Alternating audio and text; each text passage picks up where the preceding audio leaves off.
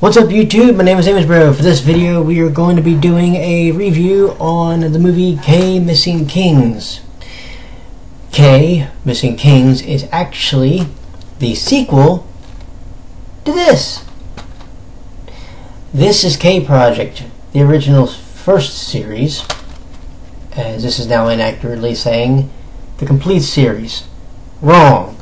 There is a season 2 coming up which is called The Return of Kings, but to get there we have to go through this movie. Now I have a review up of the first season, so do go check that out. This review will cover specifically the movie, which lasted only about 70 minutes. However, I'm gonna say this now, it is the best 70 minutes and the biggest emotional roller coaster you will ever have to deal with. Alright, when we last left K, Reze Munakata, the 4th king and the king of the Blue Clan, Scepter 4, had just killed his best friend, the Red King, the leader of Hamra, Makoto Sua. And he killed him to avoid a problem with his viceman level if the sword of Damocles actually crashed onto his head and killed him. Would have caused a big old issue.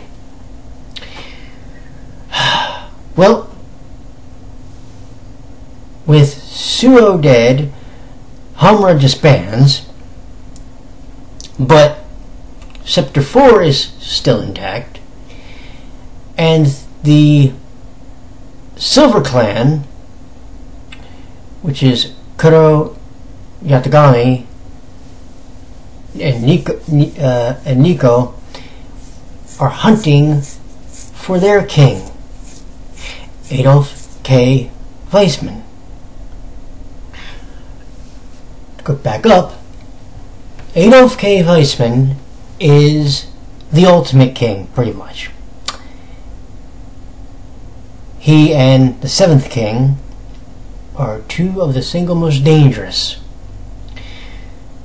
You see, Weissman is the immortal king. He's the Silver King. Killing him is pretty much not going to happen, because he will always be brought back to life. He will always be reincarnated in some form. How is up to him. Well, Weissman is actually not seen for pretty much a good portion of the movie. So the majority of it is dealt with dealing with a new problem.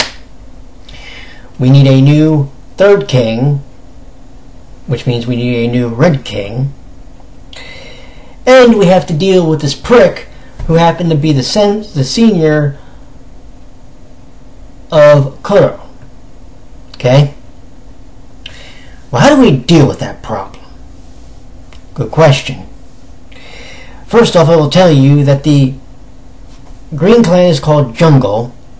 The Red Clan, for those who forget, is called Hamra. And the Blue Clan is called Scepter 4. Okay? And of course you know the Silver Clan. This is all important, because when you go through this movie, you have to be able to understand what we're dealing with. Scepter 4 is almost like the police in this setup. Actually, they are the police in this setup. So whatever they want to do, they do.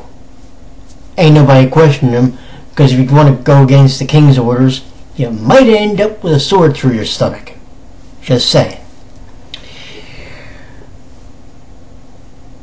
The group known as Hamra is a very interesting group, and it's a very interesting clash of styles. See, for those who forget, Hamra is more like a street gang. But, for the most part, they won't go after people unless you start giving them shit and get in their way. Sector 4 is interesting in that their leader is one of my favorite types of characters, Reise Munakata. He's a very... how do I explain this? He's a very soft-spoken, elegant, sophisticated gentleman. This is coming from a dude, so yes, I said that. Deal with it. Point is, he is one of my ideal characters when it comes to anime. And to get to see him do his thing is something that I think we all need to appreciate. I tell you that this movie is an hour and 10 minutes, or around an hour and 10. It doesn't feel an hour and 10. It felt a hell of a lot shorter.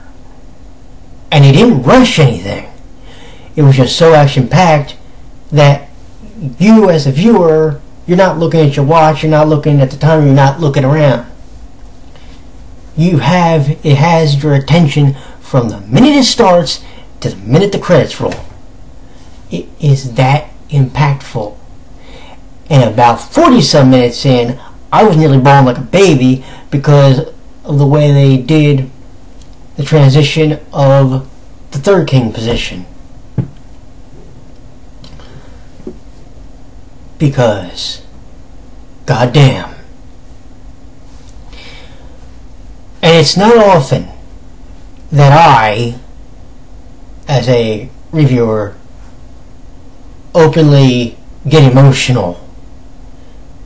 I was nearly weeping like a baby. Why? Well, I have my reasons. To get to see this was truly interesting in the way that they did the transition. And in many respects, I guess you could say, now, even though technically she is a king, you have 6 kings, 1 queen. We do have some returning favorite characters, such as Kusanagi, Yata Misaki, as the taunting Sadahiko Fushimi will bring up.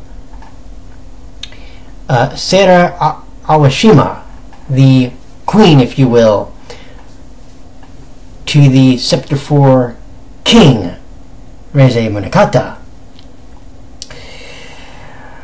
Tatara Tosca actually makes a cameo appearance, and like I mentioned, so did Makoto Suo. The story they also told about Anna and her powers was very interesting, because it plays in to what happens later in the movie. The big thing you have to understand about this is a continuation of the original series, the original first season.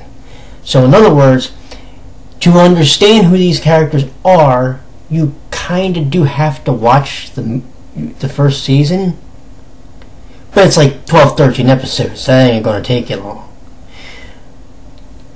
And each episode of that series is so goddamn good and so goddamn packed full of action, and the way they tell their story and the way they do their character development and the way they do their emotional attachments, you can't go wrong. It is impossible. This movie reinforced that, and reinforced why, without question and without falter, I can tell you that K-Project as a whole is one of my favorite animes of all time, period. There's the right amount of action, there's the right amount of pacing, there's the right amount of character development. The animation is fucking gorgeous. If you have not seen it, I suggest you go back and watch it, or better yet, there's also another series that has apparently animation just like it, called Guilty Crown. Have not watched it yet, but we're going to probably in the near future, maybe in July. Do watch this series and do watch this movie. You are not going to go wrong. Because I promise you this, as God is my witness, there are 13 episodes in that first season.